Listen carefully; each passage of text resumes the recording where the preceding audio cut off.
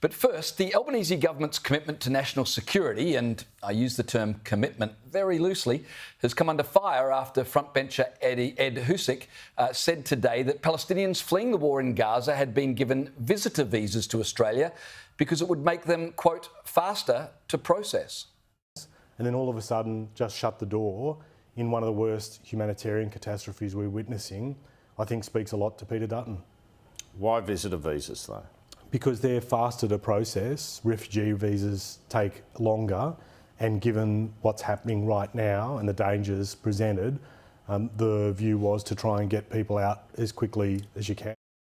Yeah, how's that for an admission? All it does is give weight to the opposition's charge that Labor have been more concerned about impressing Muslim voters than they have about properly vetting Palestinian refugees. And for daring to point out that it's madness to bring in refugees from a radicalised war zone without full security checks, especially when the terror threat level has been elevated and social cohesion is at an all-time low, well, Opposition Leader Peter Dutton has been smeared as a racist by those on the left. Take a look. These are families that you are seeking to paint that somehow they are all terrorists. We heard you in silence. You can hear me in silence. Order. Stop being racist. Peter Dutton is dangerous. But your term is divisive. Dangerous with this. Is it not? This is what he's done all his life, just attack migrants, whether it's Chinese, Indian, New Zealanders or now Palestinians. He's basically Pauline Hanson without the personality. What an absolutely ridiculous comment that is, James. Seriously, well, that's pathetic. What's an insult to Peter Dutton and Pauline Hanson? And to Pauline Hanson, absolutely. Look, firstly, what I will say is Ed Husic has basically delivered Peter Dutton with a gift today because he is essentially backed up what Peter Dutton's concerns were from the very beginning, that these are being rushed through with no proof. We don't know who these people are, what their backgrounds are, what their values, what their beliefs are. So well done to Ed Husic. That's just handed Peter Dutton a gift. As for Zali Steggall, she should absolutely be ashamed of herself for those dreadful comments which she's clearly made from the Warringah electorate, which is worth pointing out has a largely non-migrant population but a higher, wealthier population. So fascinating comments. James, we know that there are about 71% of Palestinians who actually supported the attack on Israel on October 7. Are these sorts of people the ones that we want coming into this country? The answer would be no, and we already know that some were being vetted within 24 hours earlier this year. How can you make a proper assessment on a person within 24 hours? Peter Dutton is not being racist. He is being a leader, and it is reasonable to ask these questions and have genuine concerns about our national security. No, Danica, you're just saying that because you're a racist, and that's the end of the conversation. Well, according to Zali, I would be in that category. And that's the problem with this. With people resorting to name-calling. Essentially, when you say you're a racist, what you're really saying is shut up. We don't want to discuss this. Correct. That's the end of the conversation. And you make a discussion, let alone an intelligent discussion, on a matter of significant national importance, i.e. immigration, all but impossible, because if you dare to speak out, you're branded a racist. And that's about the worst thing you can be accused of. So for anybody, let alone our political leaders, to start calling one another racist is quite immature. It infantilises the debate. Not only that, but, people do suffer racism in this country. And for Zali Steggall to make light of racism and accuse Peter Dutton of racism is really to trivialise racism. And to make light of it. Anthony Albanese accused Peter Dutton of using inflamed language that the ASIO director said would make a terror attack more likely.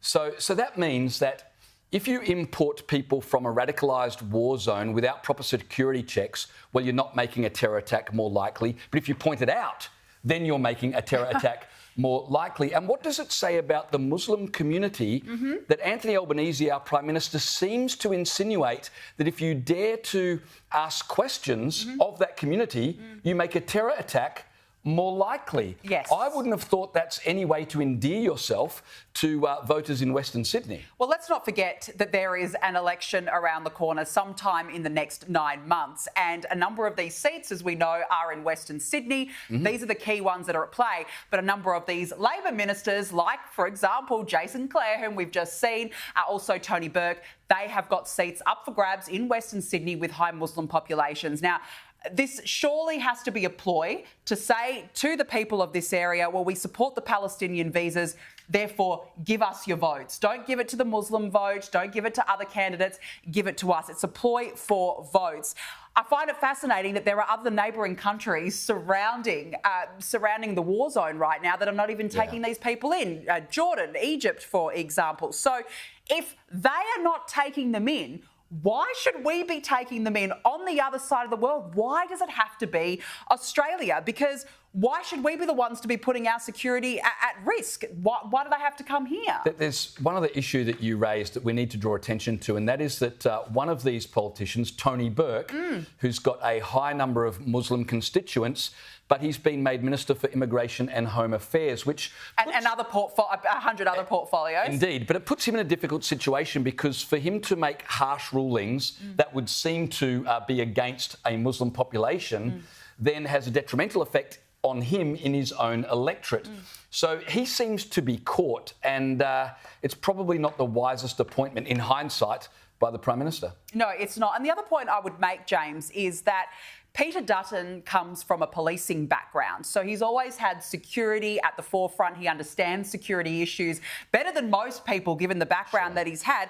And when he was Home Affairs Minister, he actually granted humanitarian visas to about 12,000 Syrians and Iraqi refugees fleeing ISIS, and he also gave them to Afghans who supported Australia in the fight against terror. I thought he was racist. How could he have done that? But he's an alleged racist, if you ask Sally Steggall. The difference then and the difference now is that back then, James, there was extensive vetting that was undertaken, including face-to-face interviews, and some took 12 months to vet. 12 months, not 24 hours, not under the failed Andrew Giles experiment where it was a 24-hour visa. These were proper checks and balances. So it's safe to say that Peter Dutton actually knows, believe it or not, what he's talking about. And Labor need to trust the country to have a sensible conversation on immigration rather than just smearing anybody who doesn't agree with their position as a racist and therefore unworthy to be heard. Yeah. I thought Anthony Albanese promised us adult leadership. He promised us, transparent, accountable leadership. Just telling your opponents to shut up is no way to run the country. No, have a proper discussion about it.